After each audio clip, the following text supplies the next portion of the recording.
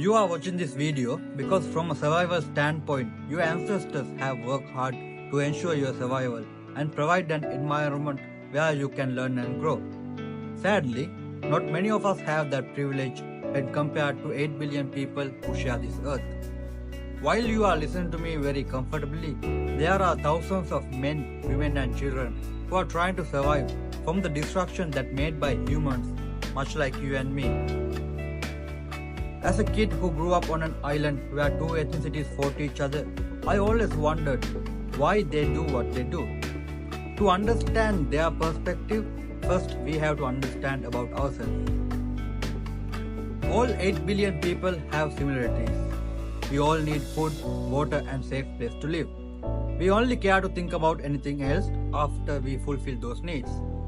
We all born without knowing anything. Until the moment we die, we learn. We learn from our surroundings, from what we see, hear and experience. Everything you know right now is all the information that you have collected since your birth. We all believe what we know is true, and we are surrounded by people who think the same exact way. The most important thing we have to understand about humans is our attachments. In our life, we are attached to so many things. The more we attach, the more pain we feel when it is time to let it go. However, in the end, we have to let go of everything we have right now. According to experts, we are mostly attached to our body, then our beliefs, our habits, our behavior patterns, family, friends, worldly resources, and our titles. As a result, we react because of our survival instinct if something happened to any of those. We often only truly care about very few people in our immediate surroundings. Perhaps it can be 50, 100, 200 or 1000 individuals maximum. Beyond that, we don't feel connected to anyone else. Surprisingly, this feeling is same for the world leaders too. As humans, we have evolved from kings to presidents and prime ministers. While kings only cared about their family, we have appointed leaders to make decisions on behalf of the entire nation. Whether it is 20 million or 500 million people, it is their responsibility to prioritize the well-being of all the citizens and improve their lifestyle. So the question arises, do leaders have necessary education and awareness to care for such a large number of people? Similar to you and me, everyone makes decisions based on the limited choices we have.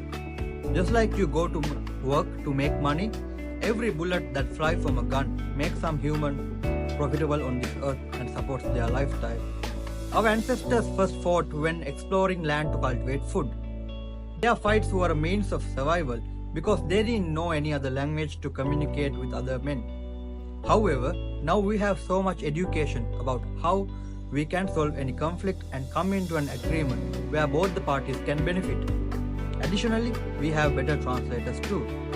When looking at the human evolution, we can see that humans evolved through learning by trying to do better for the next moment. We have evolved from being very violent and hateful creatures to becoming calm and peaceful human beings. So, if learning is a fundamental for humans, what can be the most important thing for us to learn? It is to learn to love every human just like a mother loves her child. Every religion tells you to love your neighbor, but they never teaches us how to love them while surviving. But fortunately, my friend, that education is out there if we wish to grab it. Leaders are the driving force shaping the course of human evolution. As a person who is educated and living a comfortable lifestyle, what kind of impact you can do to make them realize that there can be more to life than what they believe? Leaders are representing you and me. You have the power to choose who you want to appoint. So next time when they are running for the election, you can ask them whether they have necessary education to care for more than million people.